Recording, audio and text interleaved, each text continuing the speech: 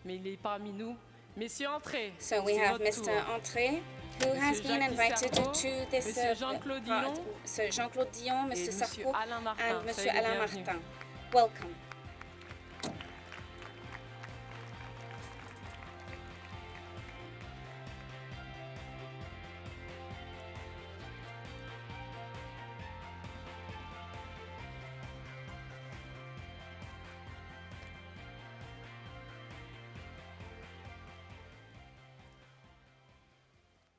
Je vais commencer par toi, Brigitte.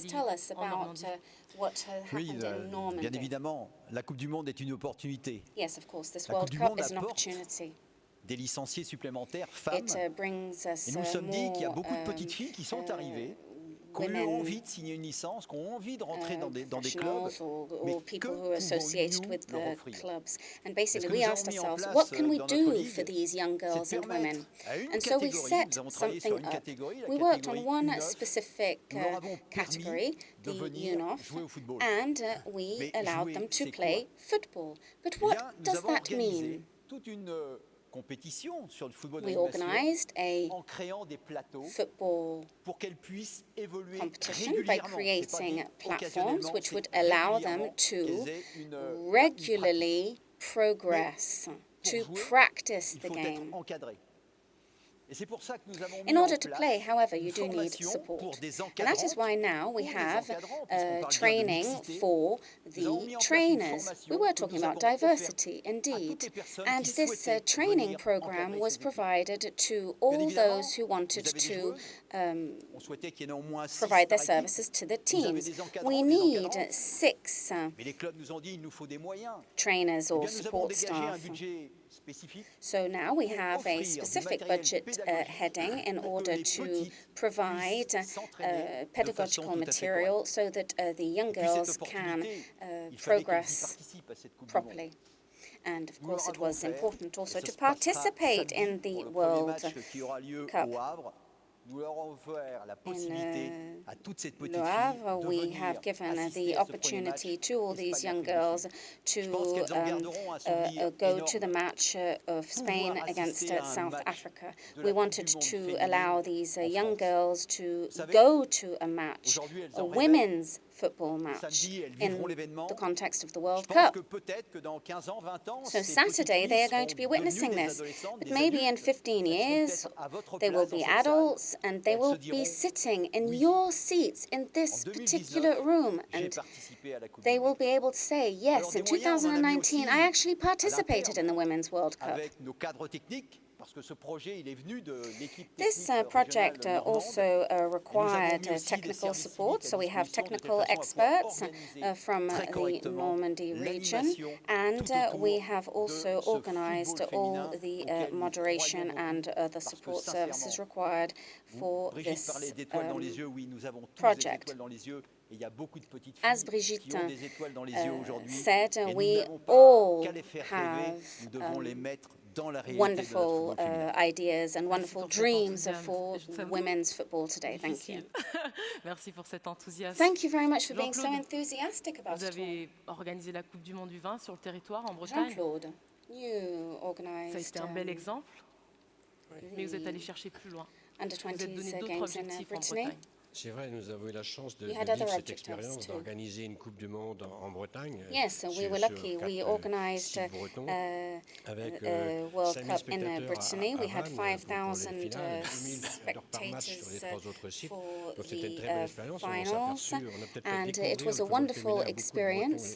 I think many people in Brittany were able to discover women's football, and it did have an immediate impact on the number of people associated with football, a rise in 15%. And it created great euphoria in the context of the under-20s Cup. Parce que je pense que c'était quelque chose d'important en faisant. I really feel that we did something important because we were able to attain a certain level of the public that we have not been able to reach beforehand. People from certain areas, from the less privileged areas with immigrant backgrounds and so on. We also focused a lot on sport for the disabled. And we were able, therefore, to reach certain types of public. As I said, we had 22 stages where we were able to bring together thousands of children, both girls and boys. We organized futsal, 5-member teams, CC football, and basically we provided all sorts of games for people with disabilities. It enabled us to be in contact with people from the less privileged areas, like council estates, for example.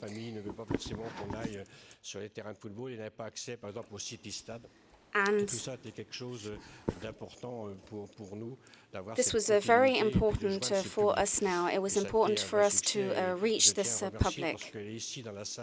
celle qui est, j'allais dire, la maîtresse de cette danse, c'est Héloïse Josse. Héloïse, si tu veux te lever, parce que c'est une jeune femme. So we qui have vraiment a s'est young beaucoup, lady here who has really invested a great deal in these projects. Thank you very much. Héloïse is here present in this room. We have also organized events for this week. Approximately 3,000 school children will be transported by bus in order to go to some of the matches.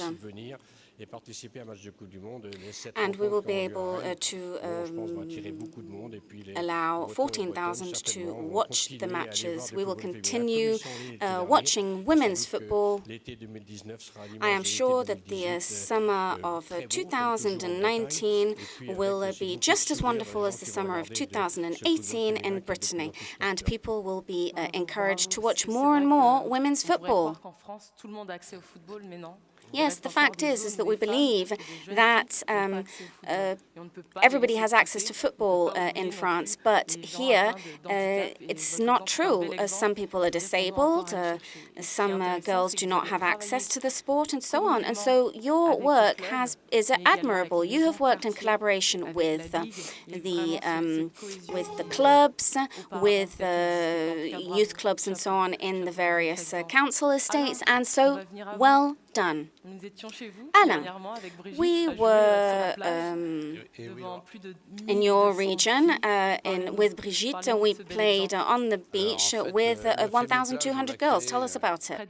Il y a 17 ans, on l'a créé il y a 17 ans, en 2002. In 2002, 17 years ago, we decided to get young girls to play on the beach. And 1,200 girls played on the beach last season.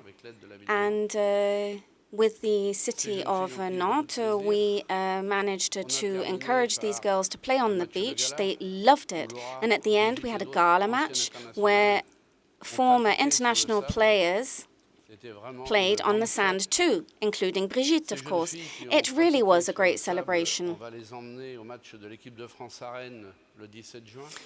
the 17th of June, we are going to be taking them to Rennes. We have rented 10 buses. They will be wearing the French football shirts. When they stayed on the beach recently, they played not only in the French football shirts, but also in the football shirts of the 24 nations participating in this World Cup.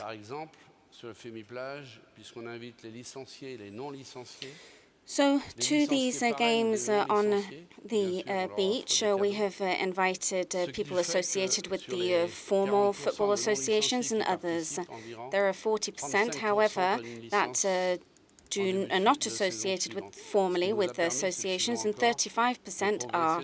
And so basically we have encouraged 500 new players to associate themselves formally. There were 386 players.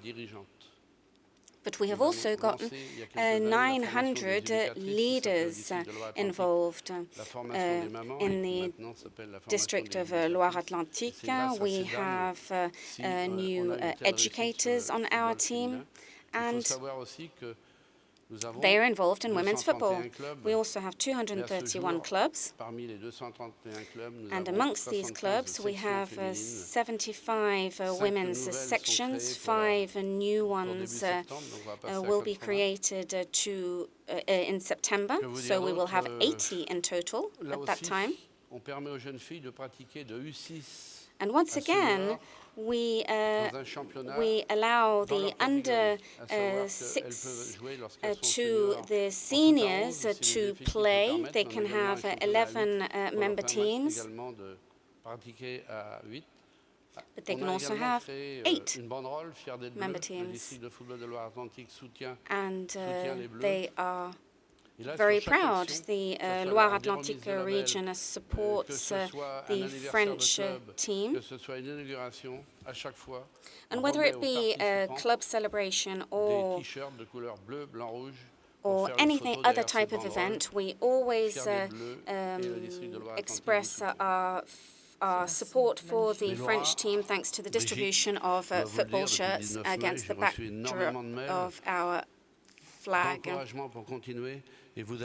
And recently, we have received so many emails telling us to carry on, and you have given us lots of joy. Oh dear, I thought we were going to be recruited. De l'ensemble de vos témoignages, il y a quelque chose qui est commun. Your testimonials all have something in common. They all say that places have been created for women, for girls, and that celebrations such as these allow young girls to improve. Now tell us a little bit about the ticket sales. We have sold many tickets, not only via the districts. How have we managed to beat this record? When FIFA gave us the opportunity to organize this World Cup, we thought, wow, 52 matches, 1 month of competitions, 20,000 seats, and then we had to fill a stadia of 20,000 to 50,000 spectators. We got really worried. We thought, oh my goodness, how are we going to do this? So thank you to Germany, Canada, and all the other federations who have helped us forge a vision and a strategy. So there are 9 main cities that will be welcoming people, and thanks to Mr. Graët, Mrs. Filon, Laura, Frédéric Jossinet, who is president of the legacy section of women's football in our federation. We have been able to achieve a great deal.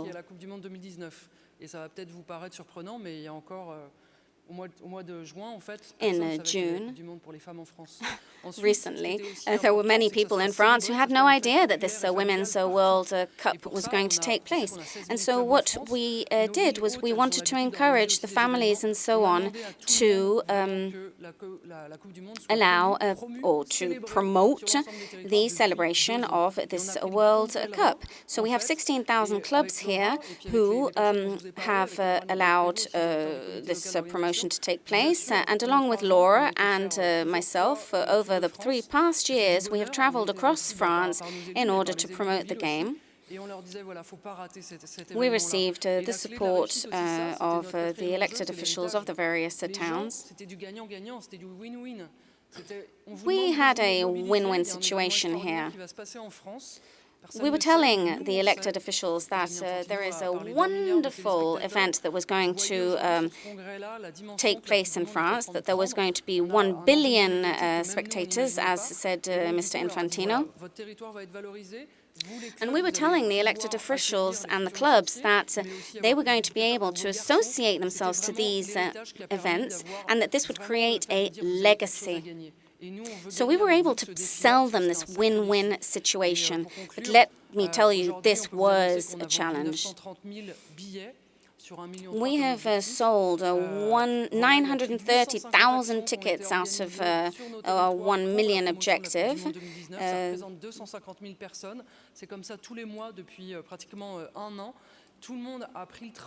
Over the past year, so many people have joined us in our efforts. In France, we don't have the same system for ticketing and ticket distribution as in the Euro 2016. What's my idea? When I was a player, when I went to the US, The stadia were full, there were young girls who were playing, and I was thinking, wow, this is what I really want for my own country. And in 2011, when I was voted in, and Mr. Le Graët, along with Mr. Le Graët, we went to the World Cup in Germany, and we saw how the stadia were completely full, the level of professionalism of the female players, and so on. It was wonderful. We also learned a lot from Canada. That was highly professional too. And I would like to thank all those who were involved who helped us achieve our objectives. Thank you. So yes, a full stadia. That is one of the big objectives of the Federation. So what do you want as a legacy? So what legacy do you want? Thank you very much, Fatma, to have accepted to represent our territories. There are all those who will be participating in the LFA tomorrow. They have participated in the creation of this legacy. They made contacts with the clubs. They managed to have access to these young girls thanks to the breaking down of cultural barriers. We had to help our clubs, and that is what needs to be done. As you know, the sport changes. Many people just want to play the sport for the sake of it, no competitions. In France, women's sports are not particularly well developed, so we want to be able to push this forward. We want to raise the visibility of football so that partners and sponsors can jump on the bandwagon. The fact is across the globe there are many women who play football, and in France this has not been the case. So I think that we are acting as a proper driver right now. I think that the French Football Federation is going to become a real driver to push women's football forward. Michael, you are listening very closely. You have played in a World Cup, you have played really important competitions, and so you know what this is going to mean for the young girls and women tomorrow. Yes, we will be making memories in the stadium with families. Families will come together, brothers, sisters, grandparents, parents. Those are the memories that we will be keeping for life. In 1986, I remember what the French team did in Mexico, and my idol, Platini, had to go onto the penalty stage, and it was very difficult. Nowadays, the women's teams are highly qualified, and I think that it is going to be a great show, and I think that it is going to be an opportunity to celebrate French women's football. I would like to thank the League's president and all the staff. So I live abroad, and so I am not following this quite so closely as I could if I were here. I do believe that it is important to fill the stadia. In 2003, I participated in a competition in which the stadium was full, and I think that it is really important because it creates a fantastic atmosphere, and it's a real opportunity to make memories. Now let me tell you something about the legacy. It is important to have educators. We want to promote vocation. It will boost this momentum. My daughter plays for West Ham. She played in the US, and amongst others. And I think that her ability to have reached this level, as well as doing her homework and so on, has been thanks to the coaches.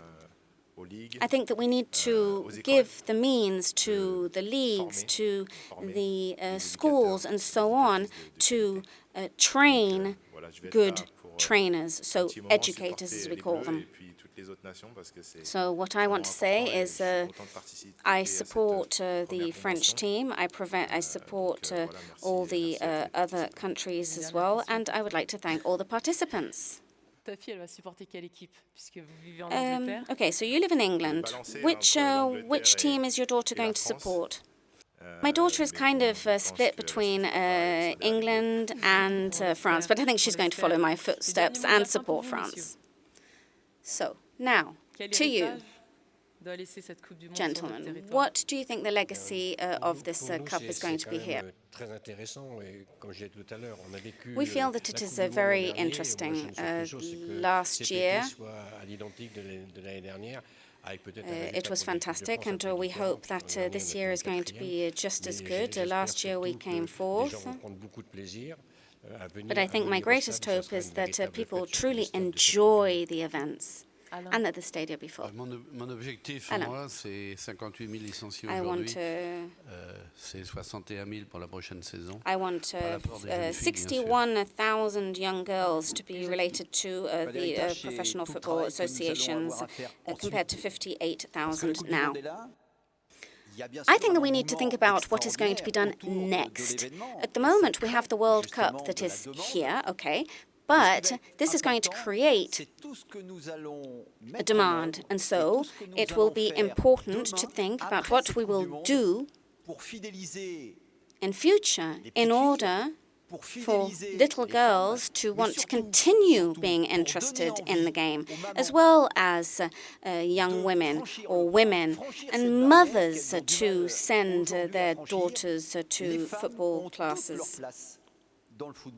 Because the fact of the matter is, women have a real place, a leadership, for leadership in French football. I don't think that women should simply accept the underdogs' positions in the clubs. That is the legacy that French football will have, as well as the world's football scene. We want to have women leaders on a national level, on a regional level, and so on, because I think that women have a true role to play in the heart of football. Thank you very much. And I think that it is really touching, even more touching, that a man is saying these things. So, Brigitte, are you going to be following all this? Of course. So, I would like Michael's daughter to support France, because England has won so many medals already. And that is why I have my little token medal here. It's a good luck symbol. In 2018, the French team was fantastic. It kept France really excited for a very long time. We have gained a lot already. Nowadays, in France, everybody knows that there is going to be a match. We have 135 countries that have bought broadcasting rights. TF1 and Canal Plus are going to be broadcasting the events.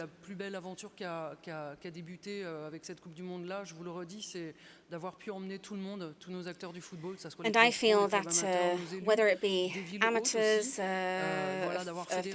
elected officials, professional footballers and so on, to have really jumped on board to be able to participate in what is a real human adventure here. I think that this is a great achievement. Laura participated in this human adventure. We had 1 year left to mobilize everybody, and Laura was a professional player. She was credible. She was well known. It was wonderful. She still had 1 year in her career. I had played in the US, I had played, and I had traveled a lot and so on. But if you have an ambassador such as Laura, who has participated in 3 World Cups, it is amazing. And that is why I'd like to highlight the fact that even if you are at the end of your career, that professional players are all passionate about the game, and you form part of the generations that have incredible talent and can or have reached a very high level in the game. And it's thanks to you that so many people want to go to the stadia, that the media are interested in the events. And they're interested in this because of the high quality of the game. In 2011, we were able to be able to exit our anonymous status because in 2010 we had many problems. And what I want to say is, yes, players, your passion is contagious, and you need to communicate to the others that women want to win trophies too. Young girls want to do the same, and I do hope that this particular World Cup will be a true driver for women's football in all countries. Thank you. Yes, so this World Cup is not just 1 month of competition. It is an adventure of both men and women. And I really urge you to live it to the full. And I want our World Cup to be the opportunity to enjoy a fantastic atmosphere, and I wish you all the best and welcome to our country. Thank you. Merci.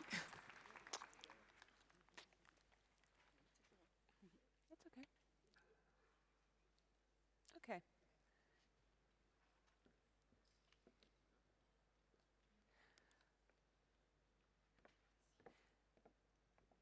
Lovely. One more round of applause here. What a great conversation we've just had. And we found some great conversation happening on social. Actually, this first post, put up this first one here. Now, when this panel came on stage, I saw about 100 cell phones come out of your pockets and take photos. Yet I have not seen 100 photos on Twitter and Instagram with the hashtag FIFA WFC 2019. So get to it. All of you who took photos of that panel, I saw you. I'm watching on Twitter. This tweet came in. Can you click to this one here? From Katie. And there was so much conversation happening here about former players. People have had a feel of the game and experienced the physical and psychological aspects of the game to take a lead in football governance, like Laura Georges is the General Secretary of the French Football Association. And what a powerful message. I'd actually like to see, if you're in the room and you're a former footballer, can you raise your hand? I'd like a round of applause here. Great. Great. So powerful, and what a powerful message, not only coming from the panel, but from those of us in the room to share with each other our experiences in the game. Oh, hang on, let me find the translation, the Twitter translation here, this one. Because Brigitte also recalls that, although today it's welcomed the FIFA Women's World Cup, in 1927, women's football was still banned in France. So this is the Twitter translation. She took the opportunity to thank the volunteers and those who have worked on this major event today in the room, and I think that's so special. So what we did up here, we actually looked up a couple other things that happened locally in the lead up to this event. So one tweet we found here, these are all venue posters, right, from each of the cities where we're hosting games throughout the FIFA Women's World Cup this month, and they created a venue poster to bring out the uniqueness of each of the cities where we'll be hosting games, right? And this is a great example of going into schools, going into a school in Lyon, and raising some excitement and some passion. I mean, we're not in the place that we are today without the LOC and all the amazing work they've done here in France. The local trophy tour. Two of our panelists in this photo here. The local trophy tour with the Women's World Cup trophy leading into the event. Again, another great moment to elevate the conversation around women's football in France. So we thought, what a great opportunity, not just to talk about France, but what is the impact of the Women's World Cup globally? And one of the things that FIFA has done over the past couple months, Sarai's lived it, in every member association that's hosting or that's playing in the Women's World Cup. She traveled the world, brought the trophy, and did events, trophy tour, events in every country represented here at the Women's World Cup. So we thought, what a great opportunity. The very last stop on the trophy tour was in Canada with our very own Karina LeBlanc, who's here in the audience, with Ben Jacobs. So I'd like to throw to the floor and hear from Karina about the trophy tour. So I found a FIFA legend and, of course, a powerful woman in her own right, the head of women's football at CONCACAF. Karina, let's talk about the trophy tour. We localized it in France, but, of course, it goes to lots of different countries as well. What did you find the impact was in Canada, and why is it important to take the trophy in a build-up to a FIFA Women's World Cup to lots of different places? I think being in Canada, obviously we hosted the last Women's World Cup. It was the biggest yet, and I know France will do bigger and better. But it was the power of having the trophy there and having the young girls see it. You have to see it to believe it. But even them standing there and just being like, ah! And I think that's the power of the game. It's not just about the players, but that's next generation. And a lot of players who've played for their country, that's why they play, to inspire that next generation. So when the trophy gets to go around to the different countries, these young girls get to see it, they get to believe it, and they really get energized about what's going to happen here in the next couple of days. Now, Karina's going to be on the stage this afternoon, so that is must-see in terms of being expired. Must-see as well as, of course, the FIFA Women's World Cup. Now, I have to ask you, are you Karina LeBlanc, and thus back in Canada, or Karina LeBleu, and thus tipping the hosts? I'm going to vote for CONCACAF, so I still have a job after this, but I'm going to passionately vote for my beautiful country of Canada. Well, we look forward to hearing from you later. Don't forget to keep tweeting in, and Instagram as well. FIFA WFC 2019 is the hashtag, and we look forward to seeing you after lunch. I'm going to bring Amanda and Carol back as well as we just wrap things up, but the food is coming. That's the breaking news here from the floor. I love it. And Karina, if you can see it, you can be it. Go on, I love it. Carol. Thank you so much, Amanda and your team. Great job so far. I'm loving all of the engagement. Everyone is getting involved via that particular hashtag and getting the word out as well across the globe. As Ben has already alluded to, it's time for you to really digest or let all of those great discussions so far sink in. Lunch will be served in the same area where you enjoyed coffee earlier on today. It is signposted, so enjoy that. And can we all please be back to continue our great journey today at 1:10. So let's be back at 1:10. While you're making your way to lunch, let's take a look back at the FIFA Under-20 Women's World Cup, which was held here in France last year. Enjoy lunch. The build-up has been long, the anticipation looming large. It is finally here at this showpiece event of women's youth football.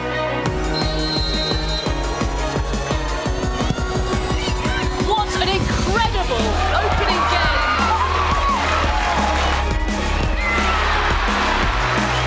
Brilliant goal! And Brazil are out. Well, the group stage gave us 24 games, 78 goals. Now only 4 teams remain, and the first semi-final sees England against Japan here in Vannes. The shot's a good one, it's off the bar! Japan are through to the final. cross looks a useful one. It's in. Spain are ahead. It's Katoto. It's saved. Spain have won it by a goal to nil, and they're in the final. And so the scene is set for the showpiece of this wonderful event.